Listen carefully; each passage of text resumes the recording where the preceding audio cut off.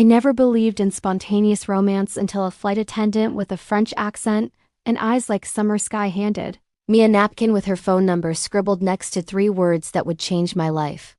Meet me in Paris. I was on a 12-hour flight from New York to Tokyo for a business conference I didn't want to attend, living a life that looked perfect on paper but felt hollow inside. Then Sophie Laurent leaned down during beverage service, her voice low enough that only I could hear, and said, "I finished this route in 2 days and I have 3 days off in Paris. If you're brave enough, cancel your meetings and meet me there."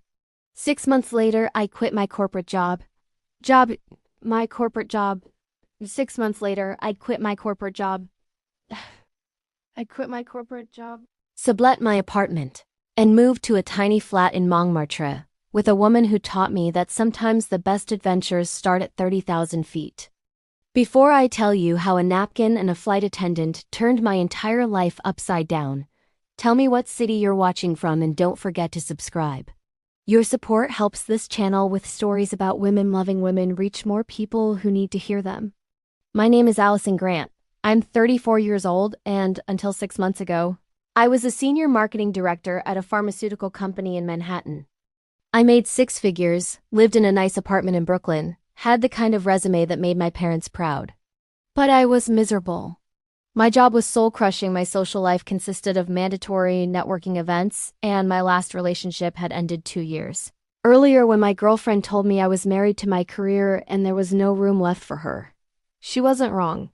I'd built my entire identity around professional success, and somewhere along the way, I'd forgotten what it felt like to actually live instead of just exist. The Tokyo trip was supposed to be my big break.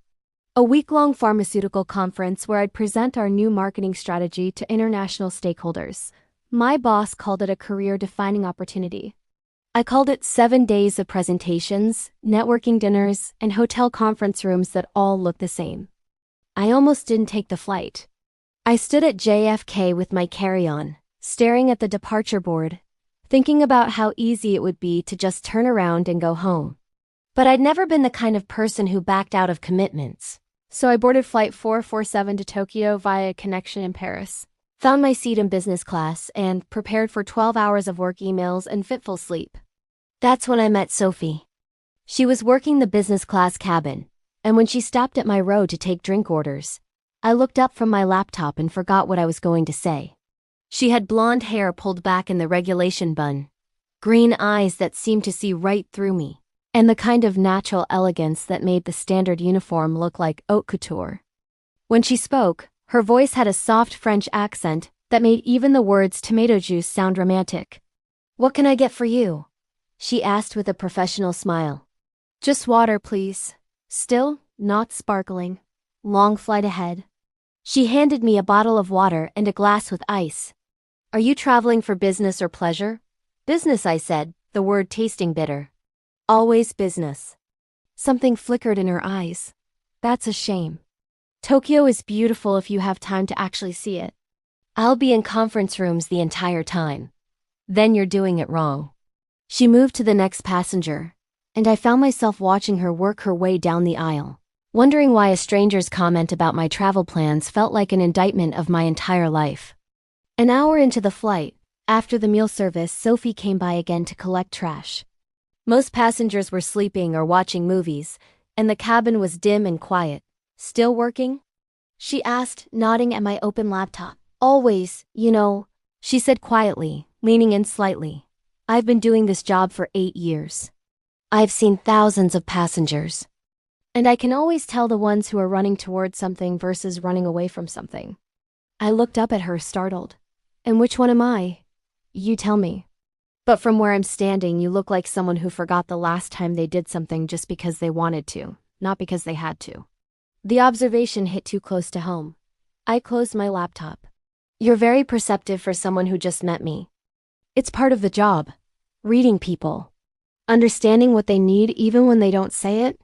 She paused, then added, "Sometimes what people need is permission to be spontaneous." Over the next few hours, Sophie found reasons to stop by my seat, offering water refills I didn't ask for, checking if I needed anything. Each time, we'd talk a little longer. She told me about growing up in Lyon, about how she'd taken the flight attendant job to see the world but stayed because she loved the liminal space of airports and airplanes. The way you could reinvent yourself at 30,000 feet. I told her about my marketing job, about the pressure to constantly perform, about the nagging feeling that I'd built a life that didn't actually fit me. There was something about the intimacy of the darkened cabin, the sense that we were suspended between places and normal rules didn't apply, that made it easy to be honest with her. 8 hours into the flight, as we crossed over the Atlantic, Sophie brought me a croissant and coffee I hadn't ordered. Compliments of the airline, she said with a small smile. Though technically I'm breaking protocol giving you breakfast service early. Why are you? She met my eyes. Because you look like you could use something sweet in your life. The double meaning wasn't lost on me. Is this how you talk to all your passengers? Only the ones who look like they need rescuing. And you think I need rescuing? I think you already know you do. You're just waiting for a good enough reason to do it yourself. She walked away before I could respond, leaving me with a croissant I was too nervous to eat and a heart beating faster than it should. An hour before we landed in Paris for my connection, Sophie stopped by my seat one final time. She set down a napkin with my coffee refill, and when I looked at it, I saw a phone number written in neat handwriting, along with 3 words that made my breath catch. Meet me in Paris. I looked up at her, stunned. What? She leaned down, her voice low. I finished this route in 2 days. I have 3 days off before my next flight. I'll be in Paris. If you're brave enough to skip Tokyo and actually do something for yourself for once. Text me when you land and I'll show you a Paris you'll never forget. I can't just skip Tokyo. I have presentations, meetings, stakeholders expecting me. You can do anything you want.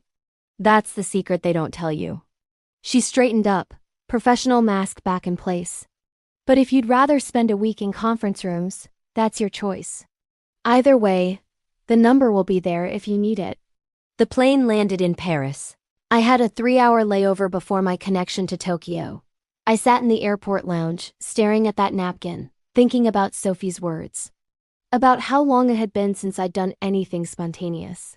About the voice in my head that had been screaming for months that this life wasn't working.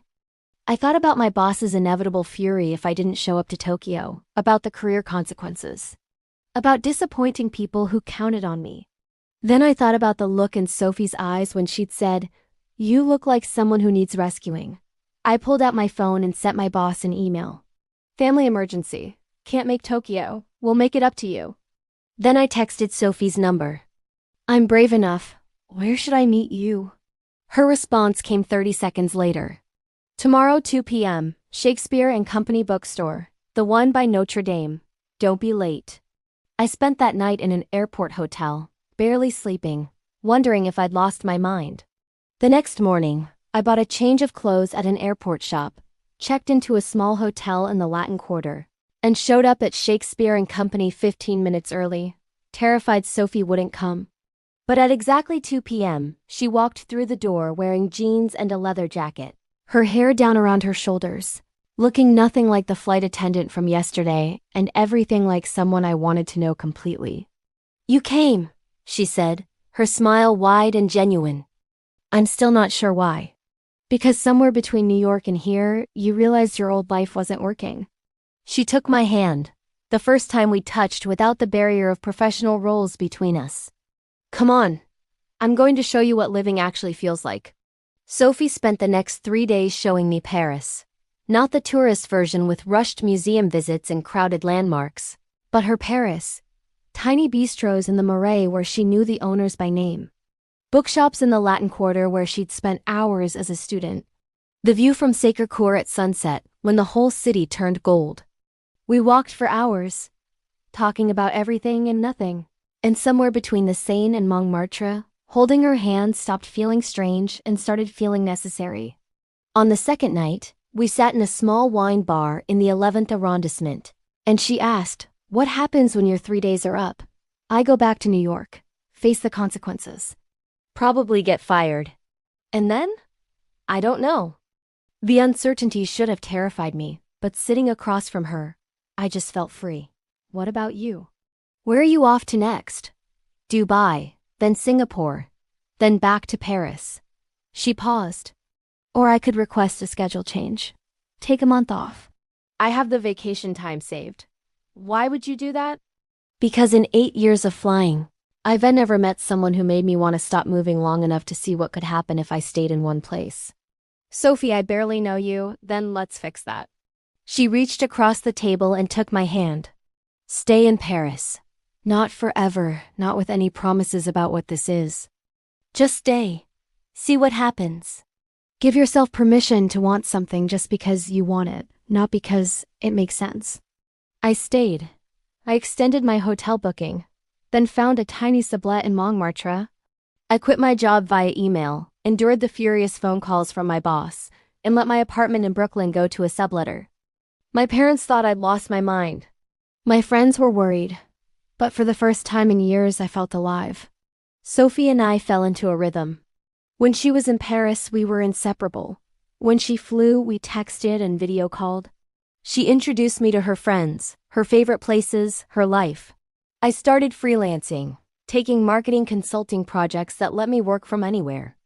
We fought sometimes about her schedule, about my tendency to overthink everything, about what we were building together. But we always came back to each other. 4 months after that flight, Sophie gave notice at the airline. She'd saved enough, she said, and she wanted to try being still for a while. She wanted to try us. 6 months after I got on that flight to Tokyo, I was living in Paris with a woman who taught me that sometimes the bravest thing you can do is say yes to something that makes no logical sense but feels absolutely right.